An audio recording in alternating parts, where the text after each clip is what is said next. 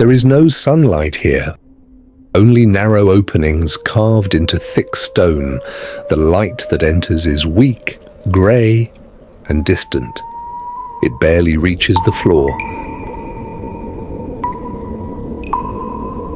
A small clay bowl sits beside the wall. Some prisoners lie upon the cold ground. Others sit against the walls, silent, exhausted, waiting. A man grips the bars of his cell, and among them is Joseph. His hair has grown longer. His face is thinner. His clothes are worn from years of captivity. The prison has taken much from him, but Joseph remains. A small portion of food is placed before him. He eats quietly. Around him, the prison carries on. Guards move through the corridors. Prisoners remain behind wooden bars. And Joseph continues to endure, one day at a time.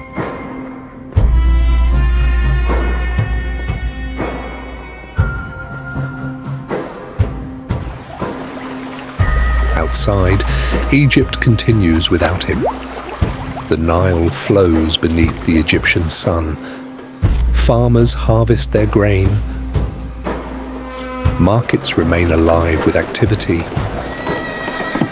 Life moves forward beyond these walls. But Joseph remains in prison.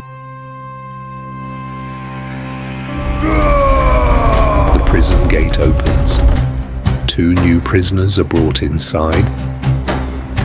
Their hands are bound. Their fine linen is dusty and wrinkled. They are not ordinary men. The first is the chief baker, the other, the chief cupbearer. Both have served in Pharaoh's household.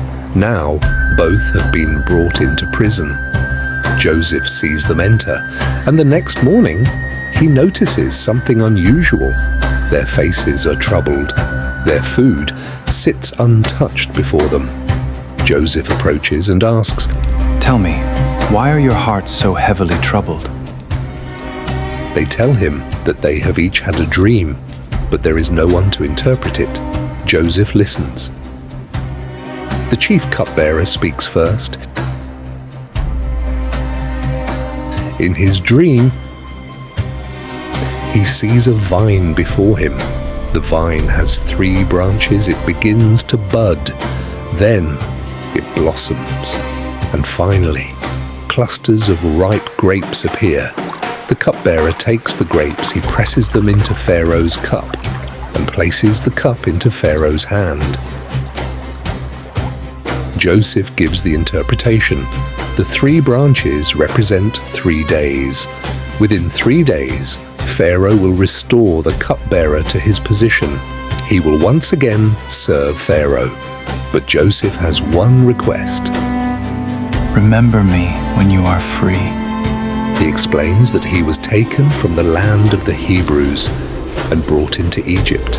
And here he has been imprisoned, despite having done nothing deserving of it.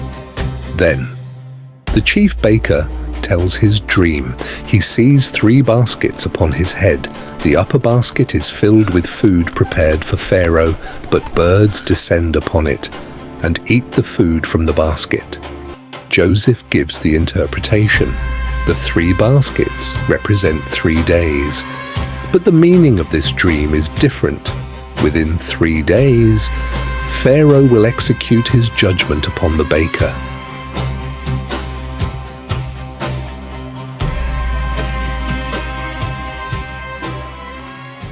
Then, the 3rd day arrives. "This is a feast fit for the gods. Indeed, Pharaoh has It is outdone Pharaoh's himself." birthday.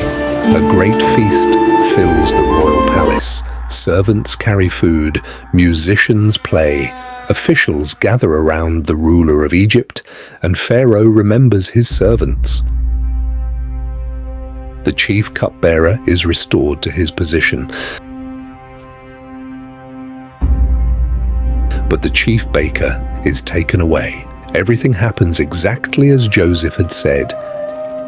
Yet one thing does not happen. The cupbearer forgets Joseph,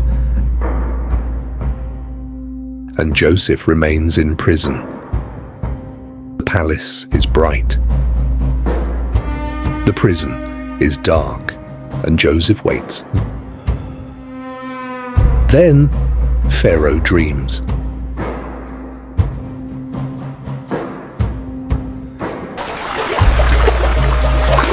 In his dream, Pharaoh stands beside the Nile. The river moves before him, and 7 healthy cows rise from the water.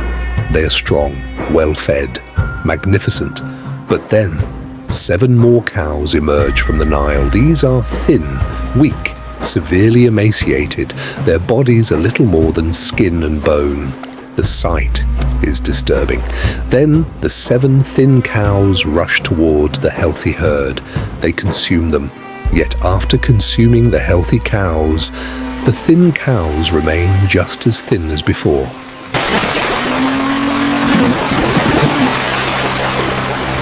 Pharaoh wakes, but the dream does not end there. He sleeps again and sees another dream. This time, 7 full ears of grain grow upon a single stalk. They are healthy, golden, heavy with grain. Then 7 thin, scorched ears appear. A hot wind sweeps across the field, and the thin ears consume the 7 full ears.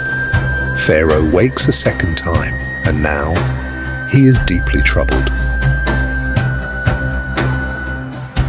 At morning, Pharaoh summons the priests, scribes, and wise men of Egypt.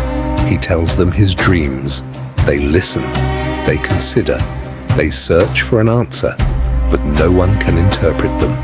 No one can explain what Pharaoh has seen, until the chief cupbearer remembers. He remembers a Hebrew prisoner, a man who interpreted dreams while they were in prison, Joseph. The cupbearer tells Pharaoh about him.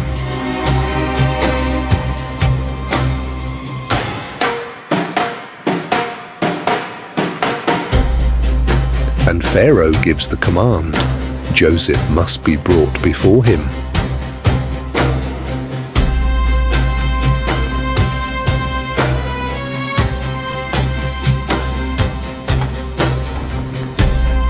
The prison door opens, brilliant sunlight floods into the darkness. Joseph turns toward the light. After years behind those walls, he is finally being called out. He is washed.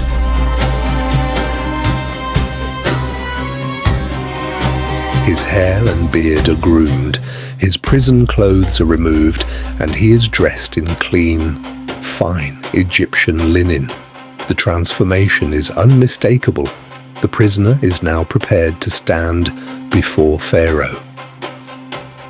Joseph walks through the palace entrance. He passes towering columns. Egyptian officials move around him. And then he enters Pharaoh's throne room. Before him sits Pharaoh, the ruler of Egypt. Pharaoh fixes his eyes upon Joseph. Joseph stands calmly before him. Then Pharaoh speaks. He tells Joseph about the disturbing dreams. Joseph listens carefully. He does not interrupt. He does not waver.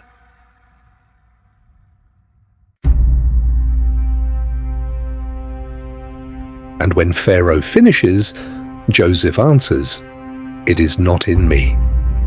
The interpretation does not come from Joseph. God will give Pharaoh the answer. Then Joseph explains the dreams, the 7 healthy cows, and the 7 full ears of grain represent 7 years of extraordinary abundance. Egypt will experience harvests beyond measure. The land will produce great quantities of food.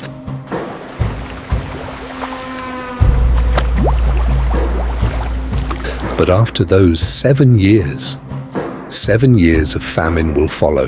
The famine will be severe, so severe that the abundance which came before it will be forgotten. Joseph then presents a plan. We must gather all the excess grain during the 7 years of abundance. The plan begins. Workers gather the grain, baskets overflow, loaded carts arrive, the great granaries are filled, golden grain pours into storage, and Joseph stands at the center of it all, the man who once sat in darkness, now speaks before Pharaoh. The prisoner who had been forgotten now speaks about the future of Egypt. But Pharaoh is not finished.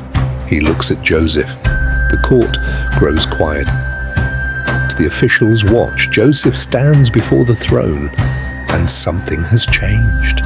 The darkness of the prison is behind him. The palace stands before him, and the future is waiting. Joseph had entered Egypt as a slave. He had spent years behind these walls as a prisoner. Now he stood before Pharaoh, and Egypt was about to change his position forever.